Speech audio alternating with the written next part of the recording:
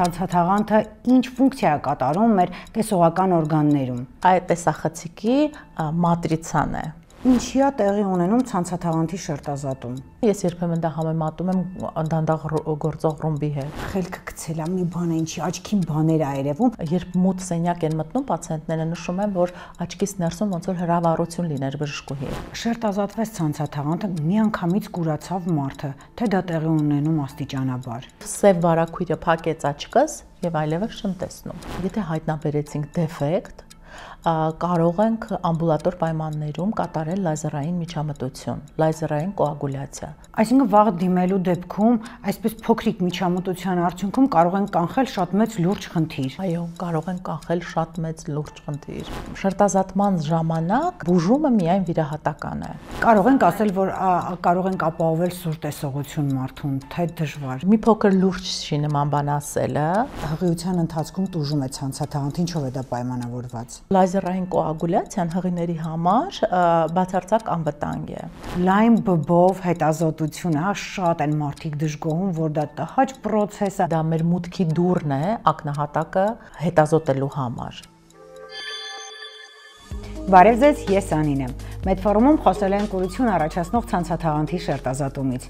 Իմ հյուրս Լավմեդ աչքի միկրովիրաբույժության կենտրոնի վիդեոռետինալ ծառայության պատասխանատու Սաթենիկ Հունանյանն է։ Բարև ձեզ, բժշկուհի։ Բարև ձեզ, Անի ջան։ Շնորհակալ եմ, որ հյուրընկալվել եք ինձ։ Ես եմ շնորհակալ։ Բժշկուհի, այդքան խոսում ենք ցանցաթաղանթի շերտազատումից, դրանից առաջացող կուրությունից, վախեցնում ենք մարդկանց մի փոքր հասկանանք առհասարակ ցանցաթաղանթը ինչ ֆունկցիա է կատարում մեր տեսողական օրգաններում։ Անի ջան, ցանցաթաղանթը դա նյարդային հյուսվածք է, աչքի 3 թաղանթներից ամենաներքինն է, որը պատում է ակնագունդը ներսից, եւ իր ֆունկցիան նրանում է, որ լույսային ճառագայթը հասնելով ակնահատակին, հանդիպելով ցանցաթաղանթին, լույսային ճառագայթը վերածվում է նյարդային իմպուլսի եւ տեսանյարդի միջոցով ուղղորդվում է դեպի գլխուղեղ եւ մարդը տեսնում է։ Այդ ցանցաթաղանթը, եթե համեմատենք տեսախցիկի հետ, այդ տեսախցիկի մատրիցան է, որի վնասումը բերում է մեր տեսողության զգալի վատացման։ Այո, նրա վնասումը բերում է տեսողության վատացման, երբեմն անդառնալի կուրության։ Ինչի է տեղի ունենում ցանցաթաղանթի շերտազատում։ Կարող են լինել ցանցաթաղանթի պերիֆերիայում եղած դեֆեկտները, որոնք ձգվելով, քաշվելով կարող են բերել պատրվածքների առաջացման։ Այդ պերիֆերիկ դեֆեկտները կարող են շատ երկար ժամանակ անախտանիշ լինել, այսինքն պացիենտը անհատը որևէ գանգատ չունենա։ Այո, ես երբեմն դա համեմատում եմ դանդաղ գործող ռումբի հետ, երբ կա խնդիր, որը հայտնաբերված չէ, բայց ինքը աստիճանաբար պրոգրեսիվում է եւ մի օր, ինչպես ասում են, պայթելու է։ Ախտանիշները, երբ ի հայտ են գալիս, արդեն կա ձգող, քաշող եւ պատրվածք առաջացնող վիճակ ակնահատակի պերիֆերիկ հատվածներում։ Եվ այս ժամանակ ախտանշանները հիմնականում լինում են առատ պտտվող մժեղների տեսքով, ծխի քուլաների ձևով, կայծերի, արկայծումների ձևով, երբ մութ սենյակ են մտնում, պացիենտները նշում են, որ աչքից ներսում ոնց որ հրավառություն լիներ բժշկուհի։ Այս ախտանշանները չպիտի բաց թողնել եւ երբ ի հայտ են եկել նման ախտանշաններ, անմիջապես պետք է դիմել բժշկի հետազոտվելու համար, լայն բբով, պերիֆերիան լավ ուսումնասիրելով։ Այդ կայծիկները, այդ մժեղների արկայությունը երբեմն կապվում է ոչ թե տեսողական խնդրի հետ, այլ հոգեբանական խնդրի հետ։ Առնչվել եք այսպիսի իրավիճակի։ Հոգեբանականը, երբ զրուցում ես, հասկանում ես, որ դրանք մի փոքր այլ են։ Պացիենտների մոտ ում մոտ կա շերտազատման վտանգ, դրանք հստակ նշում են այդ կայծիկները, երբ որ լինում են մութ սենյակում, հատկապես մութ սենյակում, կամ մժեղները, կամ ծխի արկայություն են զգում նաև։ Այ կոնկրետ նշում են, որ դա շատացավ, լողաց իր ընթացքը եւ եթե դու ուշադիր լսես, անգամ կարող ես լոկալիզացնել տեղը, թե որ մասում պետք է ավելի ուշադիր լինել։ Գիտեք, հարցս պատահական չէր, որովհետև ես հանդիպել եմ այդպիսի մի իրավիճակի, երբ մարդը դժգոհում էր այդ մժեղների, կայծիկների եւ արկայության, տնեցիք խելքը գցել է մի բան է, ինչի աչքին բաներ է երևում, հետեւաբար էս հարցը տվեցի, այսինքն պետքա լուրջ վերաբերվել, դիմել բժշկի հասկանալ խնդիրը։ Անի ջան, ես չեմ բացառում դա, բայց ամեն դեպքում, եթե կան նման գանգատներ, ցանկալի է անպայման հետազոտվել, որովհետև կարող է բաց թողենք այդ շատ կարևոր ժամանակահատվածը եւ արդեն մարդը գա տեսադաշտի խիստ անկմամբ, այսինքն տեսադաշտը նեղացած, սև վարակույրի արկայությամբ, իսկ եթե հասնում է այդ շերտազատման զոնան դեպի կենտրոն, ապա այո տեսողությունը շատ է տուժում, այսինքն կարող է լինել մատների հաշվարկի կամ ընդհանրապես լուսազգացողություն, որը հենց կուրության սկիզբ կարող է առաջացնել։ Շերտազատվեց ցանցաթաղանթը, միանգամից կուրացավ մարդը, թե դա տեղի ունենում աստիճանաբար։ Կապված տեղակայումից պատրվածքի։ Եթե մենք ունենք վերին հատվածներում պատրվածք, վերին հատվածներում այդ հեղուկը լցվելով ձգողական ուժերի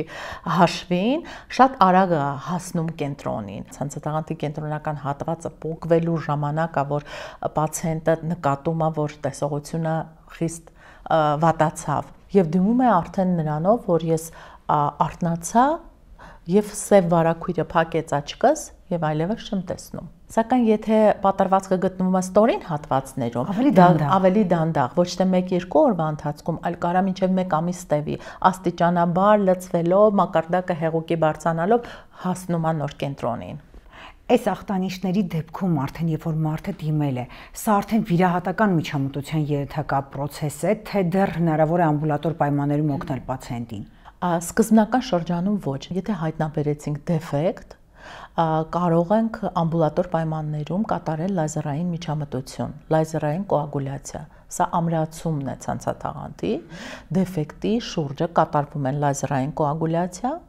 որով ամրացվում են եզրերը պատրվածքի եւ թույլ չի տրվում, որ պատրվածքից աներակնային հեղուկը մտնի եւ պոկի ցանցաթաղանթը։ Կատարված միջամտությունը, ամբուլատոր միջամտությունը տևում է 5-ից 10 րոպե, անցավ է, տեղային անզգայացնող կաթիլների ազդեցության տակ է կատարվում, բայց մոտ 80-85% դեպքերում կանխարգելվում է ցանցաթաղանթի շերտազատման առաջացումը, այո։ Այսինքն վաղ դիմելու դեպքում այսպես փոքրիկ միջամտության արդյունքում կարող են կանխել շատ մեծ լուրջ խնդիր։ Այո, կարող են կանխել շատ մեծ լուրջ խնդիր։ Արդեն ցանցաթաղանթը շերտազատվել է, մարդը գանգատով դիմել է ձեզ, ինչ է իրականացվում, որն է այդ միջամտությունը մարդու տեսողությունը փրկելու։ Անի ջան, եթե արդեն կա շերտազատում, այսինքն ախտանշանների առաջին փուլերը բաց է թողել պացիենտը, անտեսել է եւ արդեն մոտեցել է տեսողության առարկայական տեսողության բացակայությամբ, այսինքն միայն լույս է զգում պացիենտը կամ ձեռքի շարժը զգում։ Այս ժամանակ արդեն հետազոտելով, երբ հայտնաբերում ենք արդեն շերտազատում, ոչ միայն պատրված, այլև շերտազատված ցանցաթաղանթը, շերտազատման ժամանակ բուժումը միայն վիրահատական է, վիտրեկտոմիա, հա։ Վիրահատության նպատակը նրանում է, որ ցանցաթաղանթը, քանի որ անջատված է իր ստորադիր հյուսվածքներից, վերականգնվի նրա դիրքը, այսինքն պարկացվի ակնահատակում, այնուհետև այդ անցքը, պատրվածքը փակվի լազերի միջոցով եւ աչքի խոռոչ ներմուծվում է հատուկ նյութեր, ինչպիսին են գազը կամ սիլիկոնային յուղը տամպոնադայի համար։ Այս նյութերը սիլիկոնային յուղը հատկապես աչքում մնում է մի քանի ամիս, որից հետո մենք կարիք ենք ունենում երկրորդ վիրահատության սիլիկոնային յուղը հեռացնելու նպատակով։ Եթե աչքում ներմուծում ենք գազային խառնուրդ, դա հիմնականում անում ենք վերին պատրվածքների դեպքում, գազային խառնուրդը աստիճանաբար ներ է ծծվում եւ երկրորդ վիրահատության կարիքը չի ունենում պացիենտը։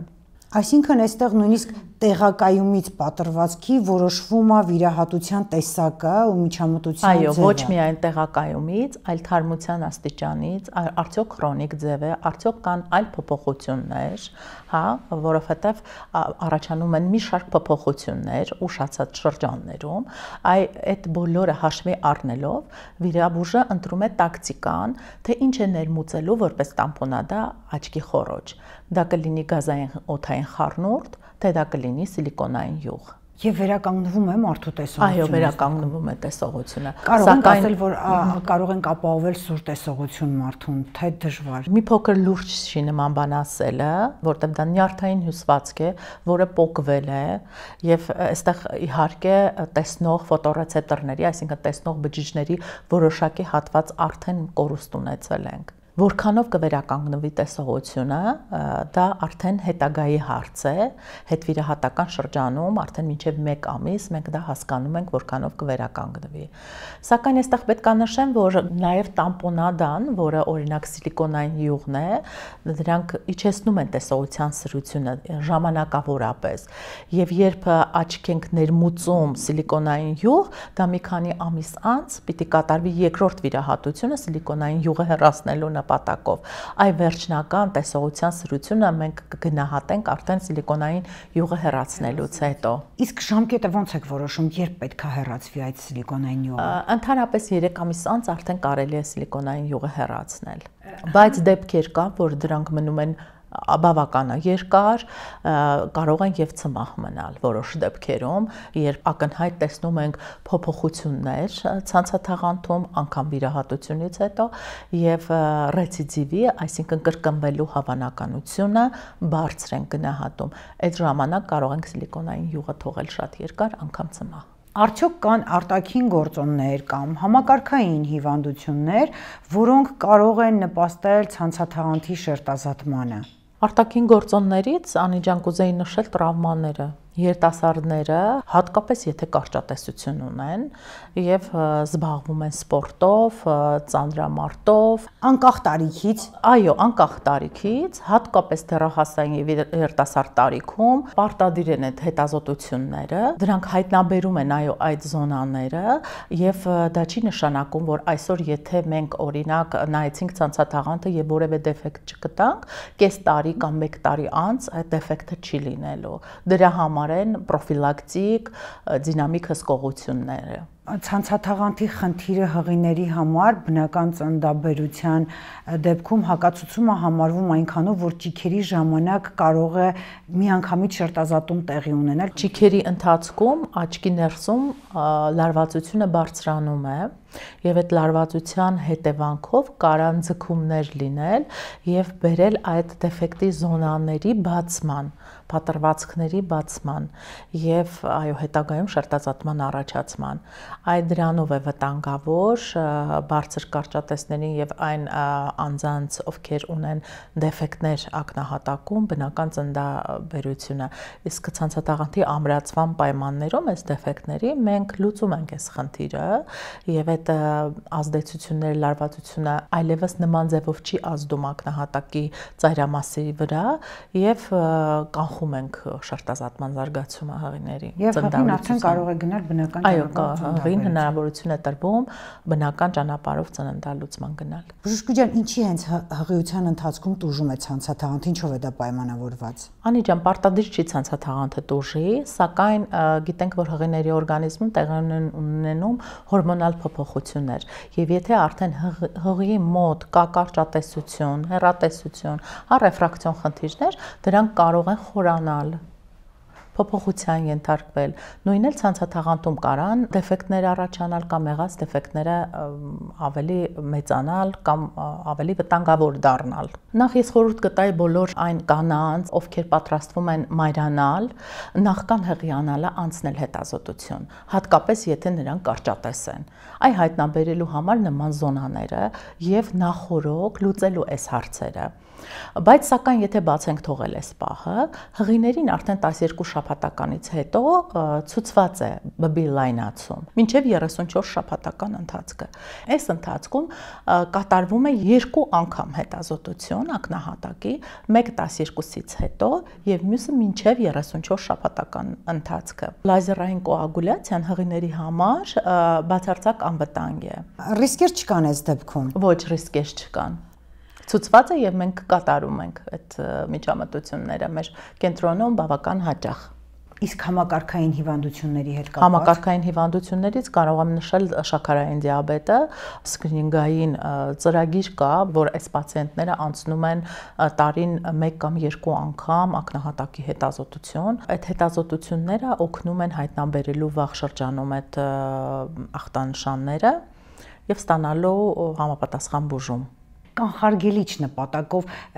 ինչ ժամանակացույցով պետք է իրականացվեն հետազոտությունները։ կան հիվանդություններ, որոնք կոչվում են ցանցաթաղանթի պերիֆերիկ դեգեներացիաներ։ Սրանց մի մասը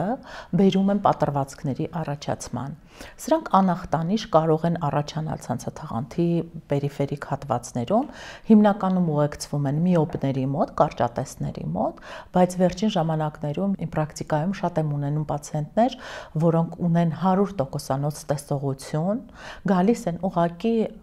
հետազոտման, պրոֆիլակտիկ զննության, չեն ուզում բիբը լայնացնել, ի վերջո մենք հասնում ենք նրան, որ բիբը լայնացնում ենք եւ հայտնաբերում ենք նման խնդիրներ։ Նման խնդիրները հայտնաբերելը եւ ասելը պացիենտին, որ դուք ունեք հենց զոնաներ ձեր ակնահատակի պերիֆերիկ հատվածում, մի փոքր շոկի է ենթարկում այդ պացիենտներին։ Մենք անպայման նկարում ենք այդ զոնաները, ցույց ենք տալիս, բացատրում ենք եւ առաջարկում ենք լազերային ամրացումը, որովհետեւ դա միակ կանխարգելիչ միջամտությունն է խուսափելու համար այնպեսի ծանր վիճակից, ինչպիսին ցանցաթաղանթի շերտազատումն է ու անցնել այդ ամբողջ վիրահատական միջամտություններով շատ ավելի ծանր է, քան 5-ից 10 րոպե կատարել լազերային ամրացում։ Նույնիսկ այս ախտանիշների դրսևորման շրջանում կարող ենք այն չհամարել, ուշացած շրջան եւ կարողանանք ամբուլատոր այդ լազերային կոագուլյացիայի միջոցով ամրացնել ցանցաթաղանթը, ճիշտ եմ հասկանում։ Այո, ճիշտ եք հասկացել, շատ կարեւոր է ախտանշաններին ուշադրություն դարձնել, ժամանակին դիմել այնպիսի կենտրոն, որտեղ կա վիտրոռետինալ ծառայություն, որտեղ կարվի լայն բբով հետազոտություն եւ կնայվի ցանցաթաղանթի պերիֆերիկ հատվածները, որովհետեւ նման դեֆեկտները հիմնականում լինում են պերիֆերիկ հատվածներում, նման դեֆեկտների եւ վտանգի առկայության դեպքում ստանալ համապատասխան բժշկական միջամտություն, որը հենց լազերային կոագուլյացիան է։ Մարդկանց համար շատ լուրջ խնդիր է լայն բբով հետազոտությունը, շատ են մարդիկ դժգոհում, որ դա տհաճ պրոցես է, ինչի անհրաժեշտ հենց բիբը լայնացնել հետազոտության համար, բայց դուք նշեցիք, որ հետազոտությունը իրականացվում է լայն բբի պայմաններում։ Այո, դա ուզում եմ նշել, որովհետև իմ պրակտիկ աշխատանքում ես շատ հաճախ եմ դրան հանդիպում, երբ պացիենտները դժգոհություն են հայտնում, ինչի պիտի լայնացնենք բիբը։ Բիբը պարտադիր է լայնացնել, ինչի համար, որովհետև մենք դա մեր մուտքի դուռն է, ակնահատակը հետազոտելու համար։ Իսկ մուտքի դուռը լինելով 1-ից 3 մմ եւ 10 մմ, պատկերացրեք, այսինքն փոքր անցքից մենք կարող ենք տեսնել ցանցաթաղանթի կենտրոնական հատվածը, բայց մեծ լայնացրած բբի պայմաններում մենք ունենում ենք լայն մուտքի դուռ տեսնելու ցանցաթաղանթի ծայրամասը, որը շատ կարևոր է նման խնդիրների համար։ Բացի այդ լայն բբի պայմաններում մենք տեսնում ենք նաև անոթները ցանցաթաղանթի, որը քիչ կարևոր չի, հատկապես դիաբետիկների եւ հիպերտոնիկների մոտ, ինչպես նաև ուսումնասիրում ենք տեսանյարդը, կատարում ենք օսիցի հետազոտություններ, օպտիկ կոհերենտ տոմոգրաֆիա, այսինքն ցանցաթաղանթի լիարժեք հետազոտությունը կատարվում է միայն լայն բբի պայմաններում, որպեսզի տեսնենք կենտրոնական հատվածից մինչև նրա կպնելու զոնան։ Եթե մարդը բաց է թողել այս մեր նշած բոլոր փուլերը, վաղ փուլը, ախտանիշների փուլը, արդեն ուշացած փուլում է ու դիմել է ձեզ, ո՞րն է առաջարկը այս պացիենտին։ Եթե ուշացած փուլում է, իհարկե նշեցի, որ պետք է վիրահատել։ Իսկ վիրահատությունը բավականին բարդ վիրահատություն է եւ այստեղ կարեւոր է ընտրությունը կլինիկայի սարքավորումների հագեցվածության, որպեսզի կարողանանք մաքսիմալ ապահովել լավ արդյունք եւ վերականգնել տեսողությունը պացիենտի մոտ։ Շնորհակալություն մեզ հյուրընկալվելու համար։ Ես եմ շնորհակալ։ Շնորհակալություն, որ ցանցաթաղանթի շերտազատման, ցանկացած փուլի հետ կապված կարողանում եք առաջարկել մարդկանց լուծում։ Ես եմ շնորհակալ Անի ջան, հյուրընկալելու համար։ Բաց մի թողեք կանխարգելիչ հետազոտությունները, ախտանիշները, տեսողության հետ կապված ցանկացած փոփոխություն, եթե նույնիսկ բաց եք թողել, մի հուսահատվեք։ Դիմեք բարձրակարգ մասնագետներին եւ ստացեք համապատասխան բուժում։ Առողջ եղեք։